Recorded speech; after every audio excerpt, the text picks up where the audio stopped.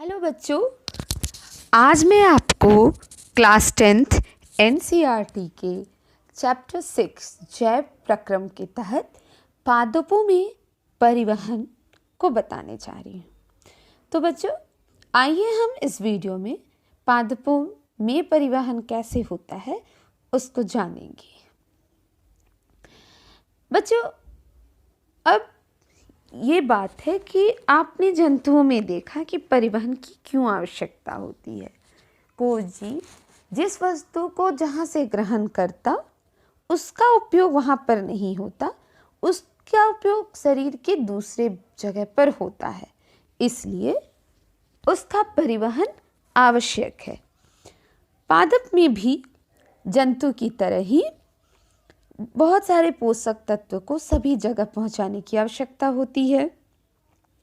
पादप को के जड़ से जल और खनिज लवण जो उसको मिट्टी से प्राप्त होता है उसे जड़ अवशोषित करता है, उसको पत्तियों तक पहुंचाना होता है। वहीं दूसरी ओर पेड़ और पौधे जो पत्तियां हैं पेड़ की, वो जो है प्रकाश संश्लेषण में जो भोजन बनाती है उसे पौधे के विभिन्न भाग तक पहुंचाना होता है। तो इस तरह से हम देखते हैं पादपों में भी परिवहन की आवश्यकता है, यानी पदार्थ को एक जगह से दूसरी जगह ले जाने की आवश्यकता है।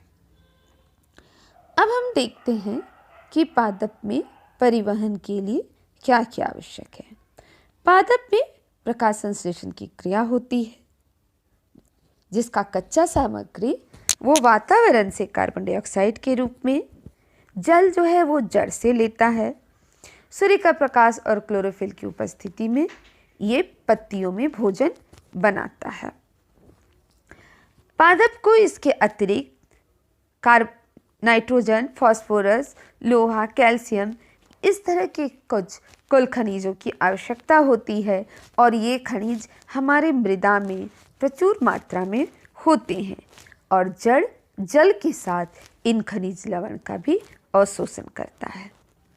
छोटे पौधे में जो परिवहन का काम विसरण द्वारा हो जाता है, क्योंकि उनके पौधे उतने विकसित नहीं होते हैं, लेकिन बड़े पौधे में परिवहन प्रणाली की आवश्यकता होती है, क्योंकि एक जगह से दूसरे जगह अधिक दूर तक पदार्थों को ले जाना होता है।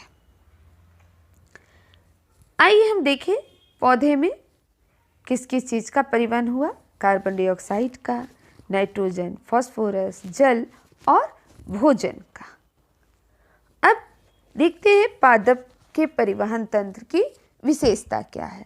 जैसा कि आप पहले भी देखे हैं कि छोटे पौधों में कोई तंत्र की आवश्यकता नहीं, वो विसरण द्वारा पदार्थों को ग्रहण करते हैं और उपयोग करते हैं। लेकिन बड़े पौधे में भी पौधे गति नहीं करते और पौधे के जो उत्तक में मृत कोशिका होती है, जिसके कारण पौधे को जंतु से कम ऊर्जा की जरूरत होती है। इसीलिए पौधों में जो वहन तंत्र है उसे हम कह सकते हैं धीमा वहन तंत्र है, यानी एक साधारण सा वहन तंत्र है। अब पादप में परिवहन का कार्य कौन करते हैं। पादप में पदार्थों के परिवहन के लिए दो तरह के टिश्यू या उत्तक होते हैं। पहला जाइलम, दूसरा फ्लोएम। जाइलम जो है वो पादप में विभिन्न पदार्थों को जैसे जल और खनिज लवण को जड़ से लेकर पत्तियों तक पहुंचाता है और उन पत्तियों में पौधे भोजन तैयार करते हैं। और जब पत्तियां भोजन बना लेती है तो जो भोजन या जिसे हम कह सकते हैं प्रकाश संश्लेषण से जो बना उत्पाद है, उसको फ्लोएम जो है वो पूरे शरीर में, यानी पौधे के पूरे शरीर में एक जगह से दूसरी जगह लेकर जाता है। आइए हम देखें कि जाइलम में क्या होता है। जाइलम में 4 तरह की कोशिकाएं हैं। वाहिकाएं, वाहिनिकाएं, जाइलम तंतु और जाइलम मृदु तक। परंतु इसमें वाहिकाएं और वाहिनिकाएं जो है वो पूरे पौधे में एक जाल का निर्माण करती है, और जिस जाल से ही हमारा जल और खनिज लवण का वहन नीचे से यानी मिट्टी से पत्तियों तक होता है। फ्लोएम में भी 4 कोशिकाएं हैं, फ्लोएम नलिकाएं, सहकोशिकाएं, फ्लोएम मृदुतक और फ्लोएम तंतु।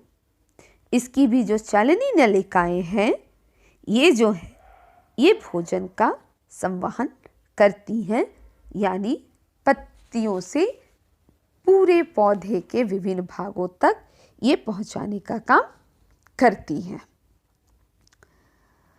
अब हम देख रहे हैं कि जो पौधे में जो परिवहन होता है उसमें जाइलम नीचे से लेकर ऊपर तक पदार्थों को एक जगह से दूसरे जगह लेकर जा रहा है, लेकिन जब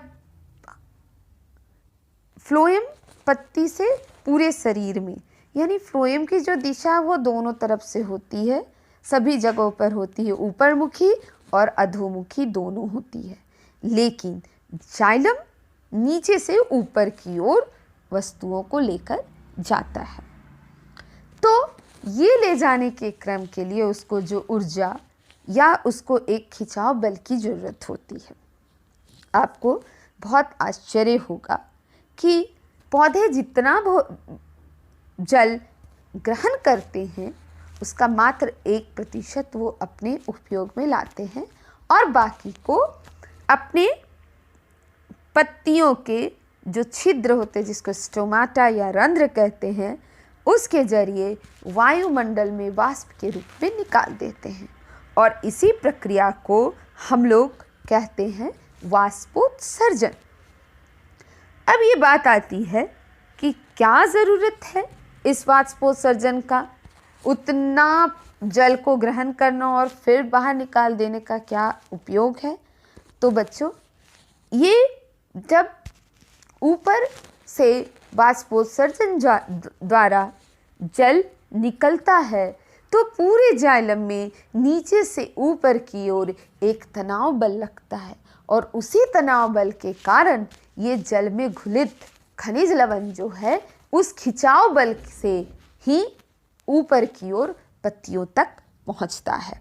तो इस तरह से ये वाष्पोत्सर्जन एक तरह का खिंचाव बल उत्पन्न करता है, जिससे जड़ से प्राप्त अवशोषित जो जल और खनिज लवण वो पत्तियों तक पहुंच सके, और इससे हमें फ़ायदा हो जाता है। यही जलवाष्प हमारे वायुमंडल में जाता है तो ये बादल बनता है और वर्षा कराती है। इसलिए हम कहते हैं कि पेड़ पौधे वर्षा के होने में सहायक हैं। तो बच्चों, इस तरह से आपने देखा कि पूरे पौधे जो हैं वो में किस प्रकार जाइलम और फ्लोएम परिवहन का कार्य करते हैं। आशा है कि आपको ये पूरा वीडियो समझ में आया होगा, और अगर आपको समझ में आया या फिर आपको कुछ पूछना है तो इस वीडियो के कमेंट बॉक्स में आप जाकर कुछ लिख सकते हैं। Thank you.